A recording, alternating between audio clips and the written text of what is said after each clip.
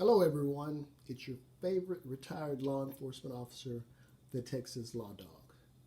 And it is a great pleasure to be invited back again for another collaboration with Panzer platform. And it's also a coincidence that I just got through detailing my engine bay right when I got the invitation. So this worked out perfectly. I'm going to give you an in-depth review of the engine area and some of the modifications and maintenance that's been done to my 2007 P71. But let's get started. Like I said, 2007 P71. It has the silicone radiator hoses, and these are for extreme duty use.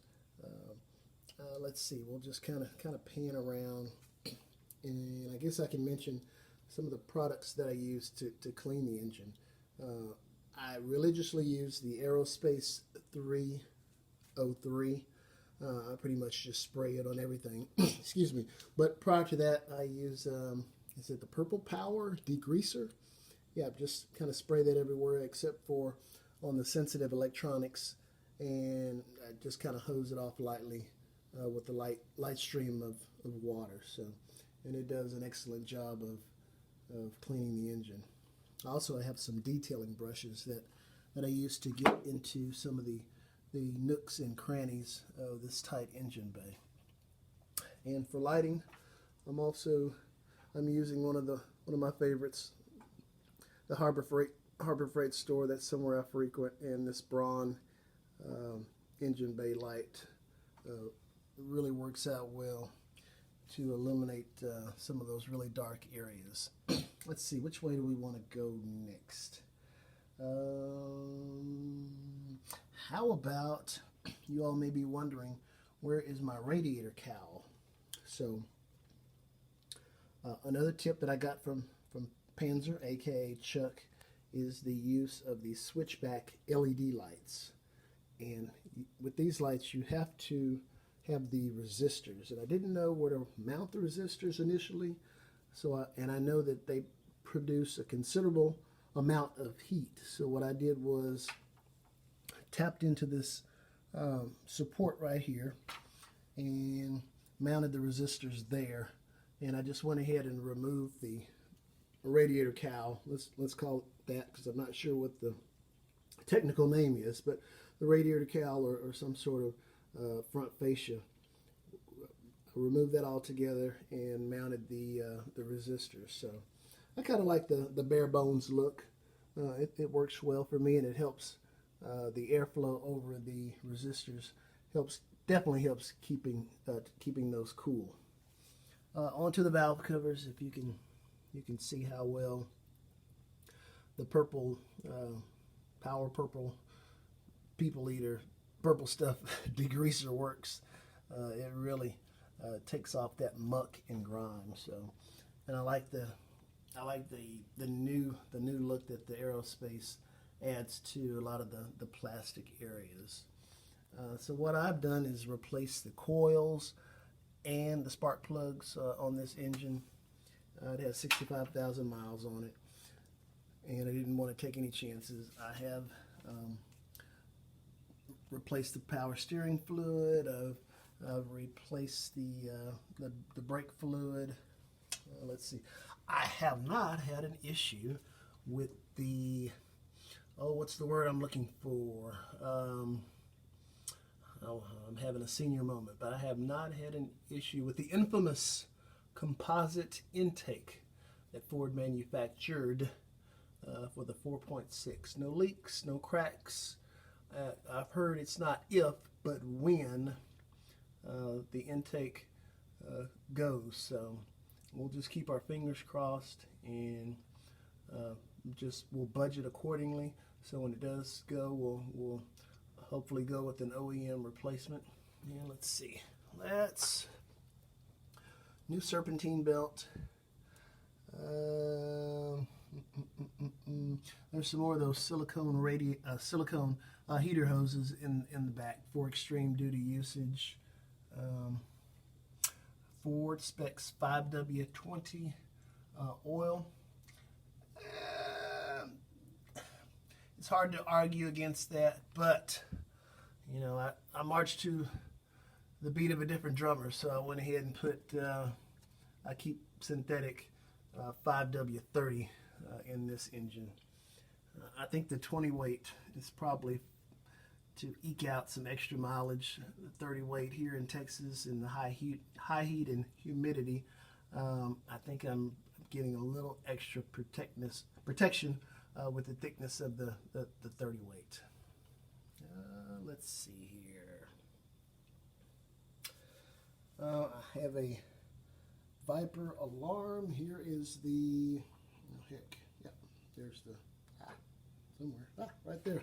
There's the horn for that. No headers, just this is how they come from the factory, and I'm not going to mess with success. So let's walk on over to the other side of the engine bay, and we'll discuss a few things. And here we are on the passenger side of the engine bay. What I typically like to do is use a mark slide and put the date that I installed the battery right here. I think it was October of 2018. I need to refresh that. It looks like it's starting to go away, and in typical fashion, I won't be able to read it, and I won't know when I last replaced it. So definitely need to get on that. Let's see here. Some more images of the detailing of, you know, how well the purple degreaser works. Let's see here. I don't know if you can see it, but when I got the email from Chuck inviting me to the collaboration, I went ahead and cleaned the underside of the hood.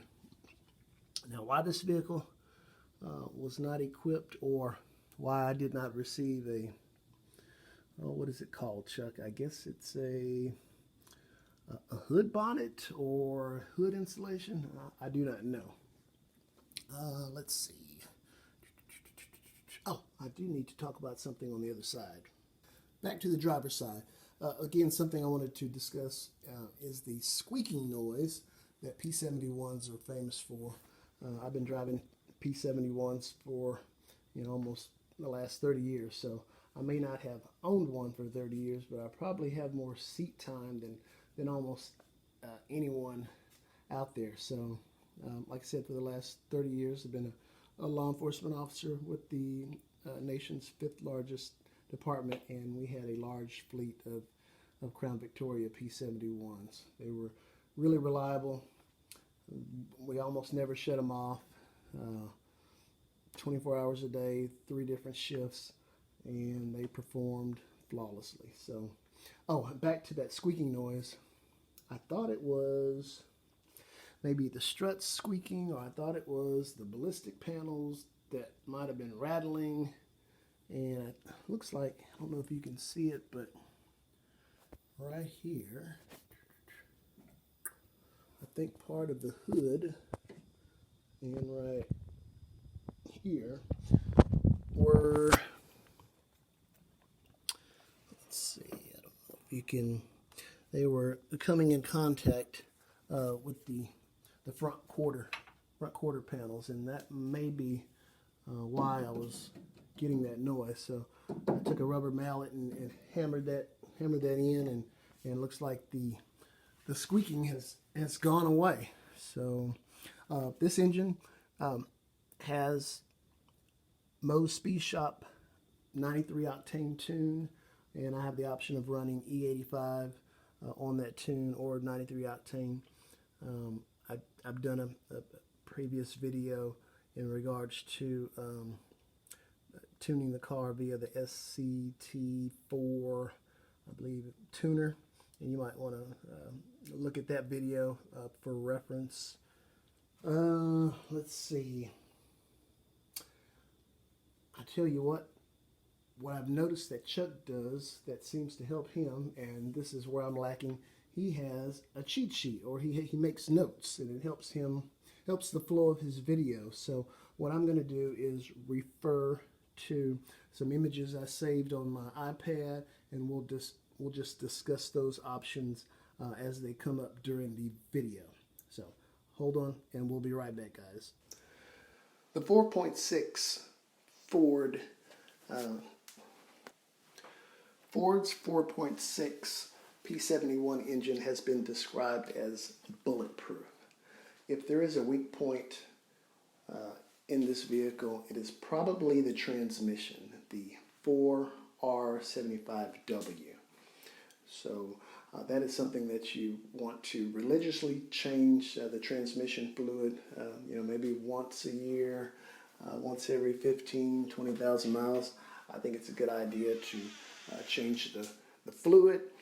And what I did to increase reliability with this transmission, one of the issues and problematic areas is in the stop tune when the transmission shifts from 1 to 2 or from 2 to 3 or 3 to 4. The duration of the shifts are extremely long. It's almost like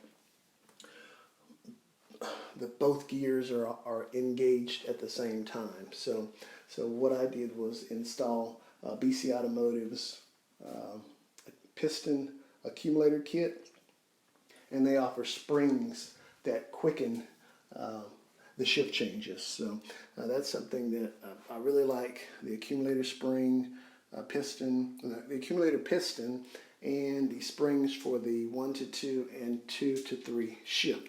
So look into those and go to BC Automotive and see what they have to offer. Since this is a powertrain engine bay reveal, and we are currently discussing weak points of the 4.6, and in the last image we just got through discussing some upgrades that I've performed to increase the longevity of the 4R75W. I wanted to share with you this gem. It's the transmission pan with a drain plug, and nothing is more messier than dumping the pan on a 4R75W while ATF fluid spills all over your face, chest, and arms. It is literally a mess.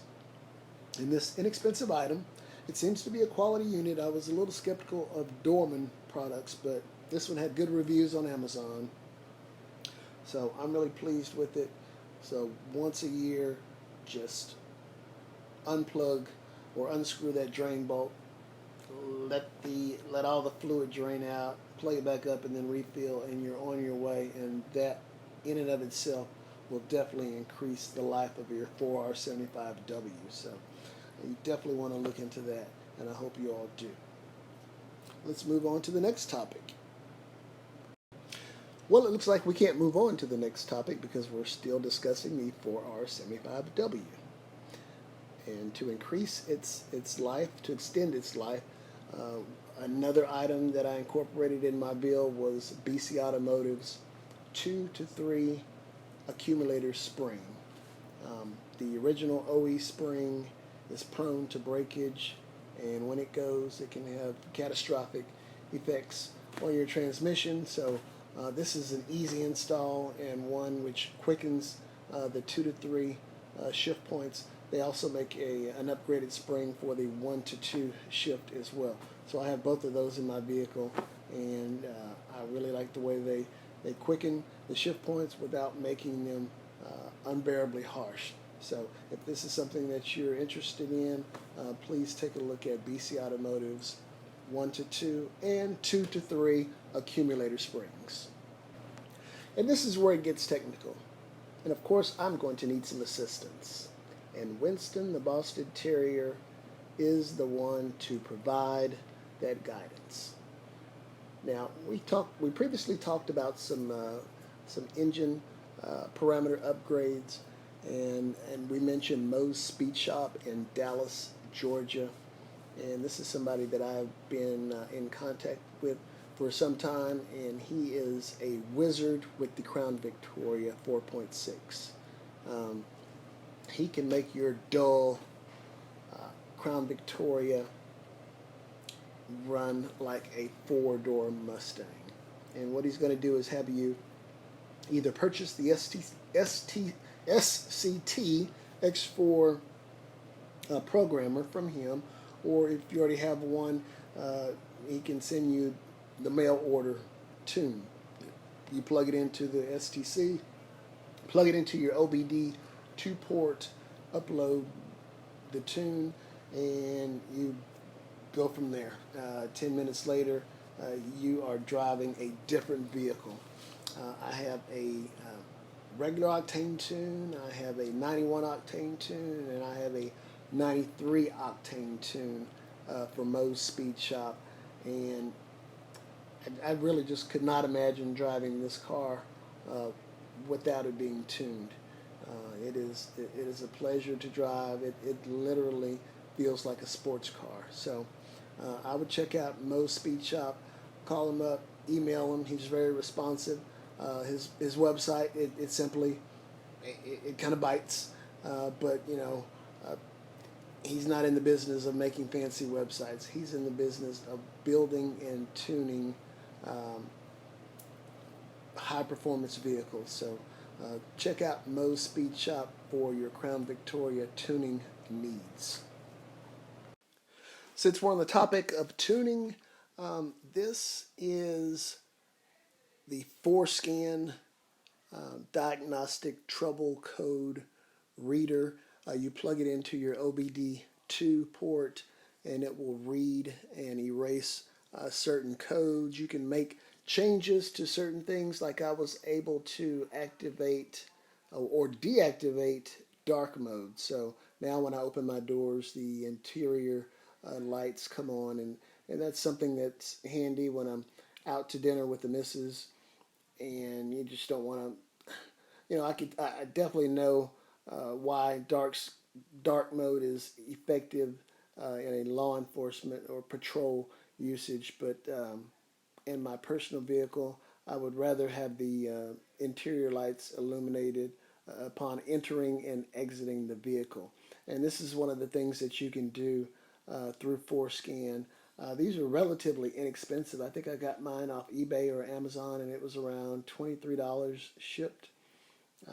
There's kind of a learning curve to it, but you can go in, and I think I changed, like I said, turned off dark mode, and I was able to turn on when you put the vehicle in park and you go over 5 miles an hour.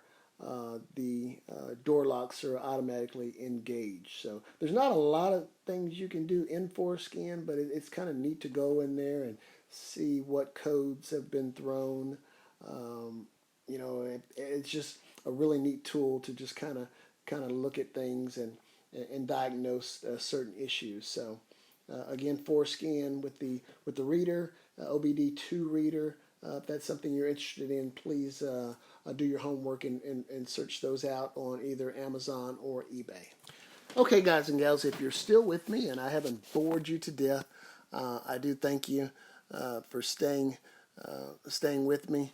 I just wanted to be as in-depth as I could with this review, and I'm trying to update the quality of my videos. So we're getting away from the electronics of the vehicle, and now we're into the mechanics of it. This is a useful tool. It's the Easy Drain oil drain valve that I have installed on my engine oil pan. And instead of jacking the vehicle up and getting under there with whatever size wrench, I just flip this valve. The oil comes out, and when I'm done draining the oil, I just close the valve and install another filter, top off the oil, and I'm in and out in about 10 minutes. So that's all it takes. And this product, I think, facilitates a quick, easy, and clean oil change. So it's the oil drain valve, easy drain. I think there's another one on the market called the Fumoto valve. I think it may be made out of brass. I'm not really sure what type of metal this particular unit is made of, but I have these on all my vehicles, and they are handy dandy. So check this out, guys, if that's something that you're interested in, because messy oil changes are a pain in the you know what. When possible, I like to stick with the OEM parts. I think the fitment is typically superior to some aftermarket products. Obviously, not all. You know, Mobile One, Amsoil, and there's some upper end aftermarket suppliers whose quality probably exceeds even OEM standards. So, but this is the filter I use, the FL 820S. It's readily available in a lot of locations. It's inexpensive, and I do 2 oil changes a year. This is not my daily, so it's relatively inexpensive to change the oil twice a year in my P71. So this is what I use. There are many other options out there, but this is what I choose to use. Last but not least is my tire selection. So I chose the Michelin Defenders. They were $178 at Discount Tire, and P71s typically are donned with Goodyear RSAs or the Firestone Firehawk tires. Both of those law enforcement specific high-speed rated tires are very good tires, but this vehicle is not being used in a law enforcement capacity. So what I wanted were tires that were quiet, smooth, and had a high mileage warranty. And although they were almost $200 a piece, Michelin makes a really good product, and I have them on most of my vehicles. So, if you're interested in a smooth ride, a quiet ride, and a tire that's probably going to go almost 100,000 miles, please look into the Michelin Defender. I want to thank Panzer Platform for inviting me to the collaboration. I know this video went in excess of 20 minutes. That was not my intention, but I just wanted to get out everything I have in regards to performance and the reveal of the engine and the things surrounding the engine's performance. I don't want to go any longer than I have to. I'm sorry if I rambled. If you have time or this is content that you're interested in, please subscribe. Please check out all the P71 channels. They are invaluable. They are an invaluable resource when you're learning about these vehicles which are no longer produced. So you guys stay safe during COVID-19. Protect yourselves, protect your families, and God bless.